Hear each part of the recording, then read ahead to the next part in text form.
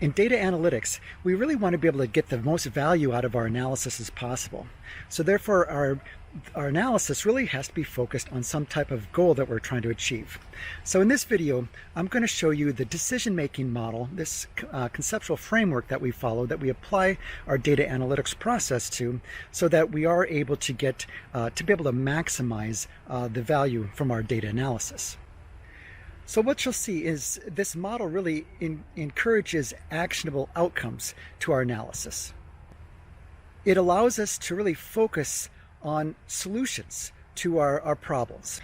It really allows us to focus on the new insight that we gain and being able to apply that insight to actionable decisions that will help solve our problems that we're trying to solve as part of our analysis.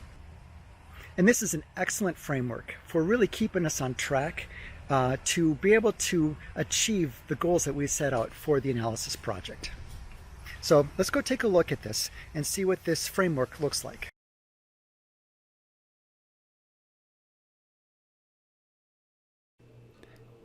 So here's our decision-making model.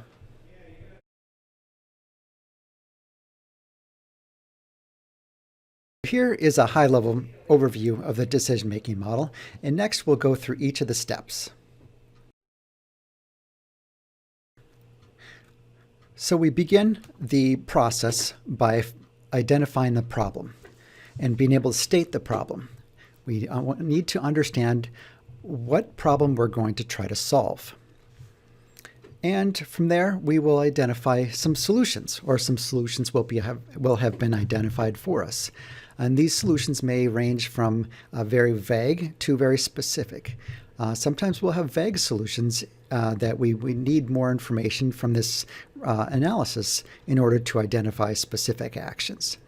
But regardless, we should have some idea of some possible solutions to our problem.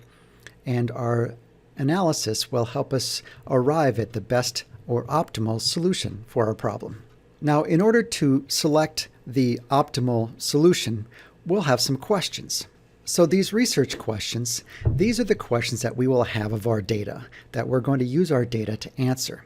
So these questions, some of these questions will be identified before we begin our experiment, but what we'll find also is that while we're conducting our experiment, we're going to identify additional research questions, additional things that we need to understand of the data in order to arrive at possible solutions and identifying the best solution.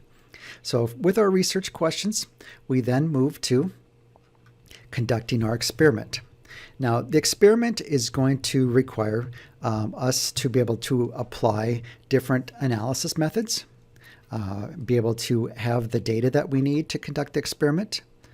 It's also going to rely on our analysis tools and, very importantly, our understanding of the domain area.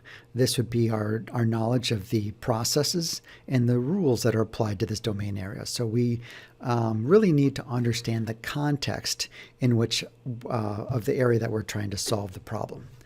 So with that knowledge and those tools in hand, we can go ahead and conduct our experiments. And as a result of the experiments, we will come up with our results. So the results of our experiments will be just numbers. They really provide no value. What we need to be able to do is apply the context of our domain area to convert those numbers into some type of meaningful answer. So what we'll do is use our process and rule knowledge to apply the context to the results in order to derive the answers. These would be the answers to our research questions.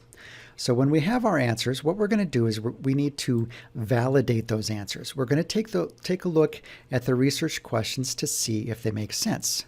Now, if they don't make sense, we need to reevaluate the results, or we may need to go back and look at the research questions and taking a look at the data and say, are we asking the right questions?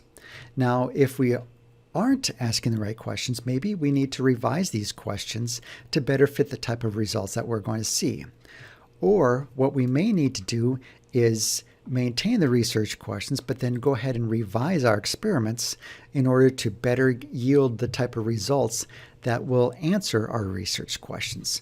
So this is a cycle that will happen perhaps over and over again until we're finally satisfied with the answers that we arrive at, that those answers do match the research questions that will allow us to identify the solutions to solve the problem.